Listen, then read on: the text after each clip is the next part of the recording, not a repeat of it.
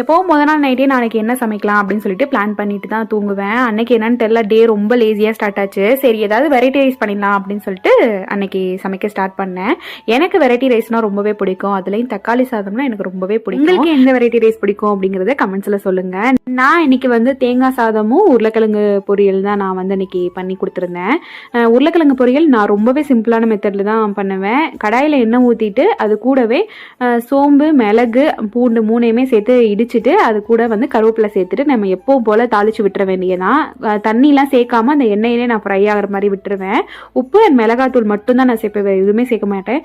இது வந்து ரொம்பவே சிம்பிளான டிஷ் தான், செம்ம டேஸ்ட்டாக இருக்கும். அது கூட லெமன் ரைஸ் கூட இன்னும் சூப்பராக இருக்கும்.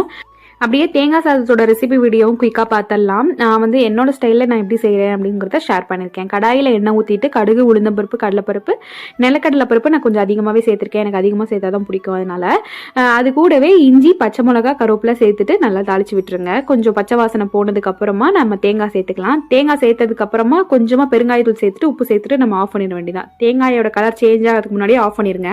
அப்போ தான் வந்து தேங்காய் சாதம் பார்க்குறதுக்கு கொஞ்சம் நல்லாயிருக்கும். இல்லாட்டி கலர் சேஞ்ச் ஆயிரும், வேறு மாதிரி இருக்கும். டேஸ்ட்டும் சூப்பராக இருக்கும். இன்னைக்கு பாப்பாவோட ஸ்நாக்ஸ் பாக்ஸ் என்னன்னு பார்த்தீங்கன்னா குக்கீஸ் தான் வச்சு விட்டுருந்தேன். அவளே கேட்டிருந்தா, அதனால அதெல்லாம் கொடுத்துருந்தேன். வீடியோ பிடிச்சிருந்தா மறக்காம சப்ஸ்கிரைப் பண்ணுங்க. பாய்.